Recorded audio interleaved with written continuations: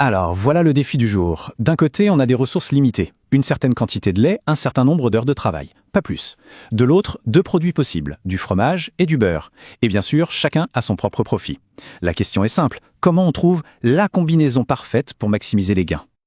Face à un problème comme ça, on pourrait essayer à tâtons, faire des essais.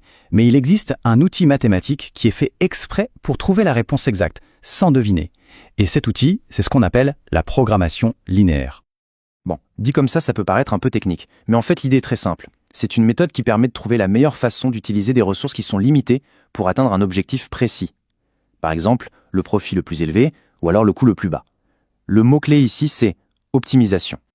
J'adore cette analogie, elle est parfaite. Un GPS, ça trouve le chemin le plus rapide en tenant compte du trafic, des routes fermées, bref, des contraintes. Eh bien, la programmation linéaire, c'est pareil, mais pour les décisions d'une entreprise.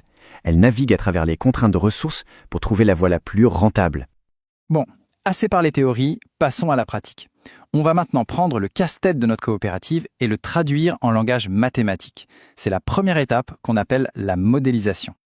Pour construire ce modèle, c'est toujours la même recette, en 3 étapes. 1. On identifie ce sur quoi on peut agir. Ici, c'est les quantités de fromage et de beurre. 2. On liste nos limites, nos fameuses contraintes. Ici, c'est le lait et les heures de travail. Et 3. On définit clairement ce qu'on cherche à faire. Dans notre cas, maximiser le profit. Et ce tableau, il est génial parce qu'il résume tout en un clin d'œil. On va poser nos variables, on va dire que x1 c'est le nombre de kilos de fromage et x2 le nombre de kilos de beurre. Et là, on a toutes les infos dont on a besoin pour chaque produit. Combien d'heures de travail, combien de litres de lait et combien ça rapporte. Et voilà, notre problème est entièrement mis en équation. La première ligne, c'est notre objectif. On veut maximiser le profit qui est de 40 dirhams par kilo de fromage plus 50 par kilo de beurre. Les 2 lignes suivantes, ce sont nos contraintes, nos barrières. On ne peut pas utiliser plus de 40 heures de travail, ni plus de 120 litres de lait. Le problème est posé, noir sur blanc.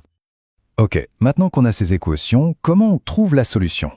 Alors, la chance qu'on a ici, c'est qu'on a seulement 2 variables, fromage et beurre. Et grâce à ça, on va pouvoir résoudre le problème de manière très visuelle, avec un simple graphique. On commence par tracer nos 2 axes. L'axe horizontal va représenter la quantité de fromage qu'on produit, et l'axe vertical, la quantité de beurre. Du coup, chaque point sur ce graphique correspond à une recette de production possible. Maintenant, ajoutons notre premier obstacle, la main-d'œuvre. Cette ligne droite, elle représente la limite absolue de nos 40 heures. Ça veut dire que toutes les solutions valables doivent se trouver sous cette ligne. Tout ce qui est au-dessus est tout simplement impossible, on n'a pas assez d'heures dans la journée. Allez, on fait la même chose pour la deuxième contrainte, les 120 litres de lait. On trace la ligne qui correspond, et là encore, seules les combinaisons qui sont en dessous de cette ligne sont possibles. On voit que notre champ des possibles se réduit de plus en plus,